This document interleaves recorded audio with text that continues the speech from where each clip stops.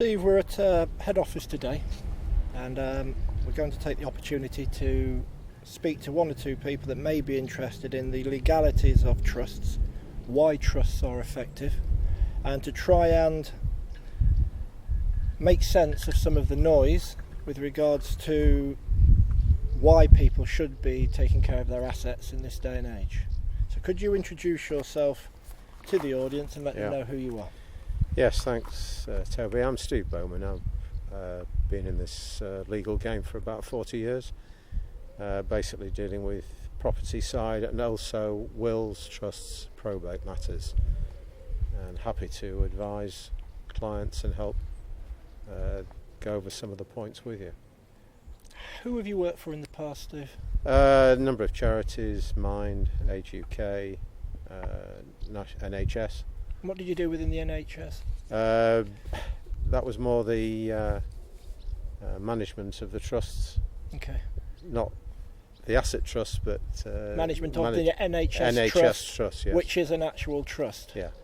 It's strange, isn't it? Because people always assume that trusts are loopholes, and then when you ask somebody to write down the number of trusts that are in the public domain, if you like, there are a huge amount. You have the National Health Trust.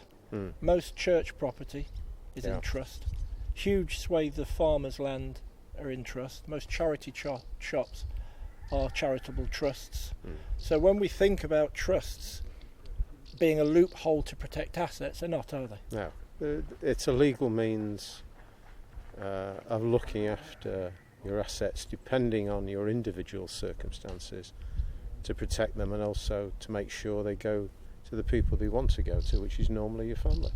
So trusts are a legal mechanism which is effective in protecting a family's assets, and they can be used for a plethora of different reasons, from spendthrift beneficiaries right through to protecting property and ensuring that the property goes to the children, the grandchildren, and all of the people that you would like it to go to. Yes, indeed. And that can be done. And to do the trust, it depends on each individual's particular circumstances and what they require. Some people have got a number of properties, maybe trust companies. Somebody just have got one property, and usually, especially in the south, that is the main asset, and it's the one asset that they want to both to protect, and also you have to look at the inheritance tax situation, and there are ways again of helping them to save on that.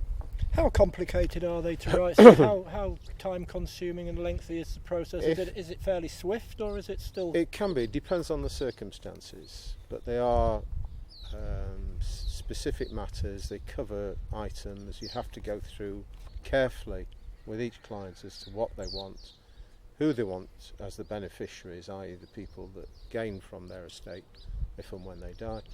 And to make sure it's covered correctly, and those are the important things.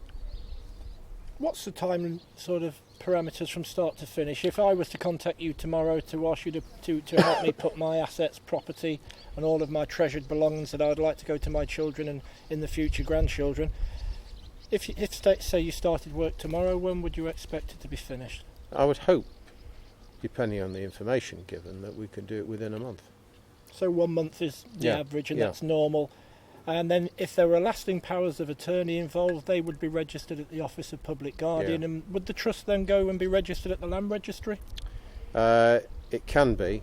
Again, it depends on the circumstances. If there's no charge or mortgage over the property, then it's easy to do. If there is, then you'd have to get consent on that thing. But again, LPAs are something to put in place to protect the client.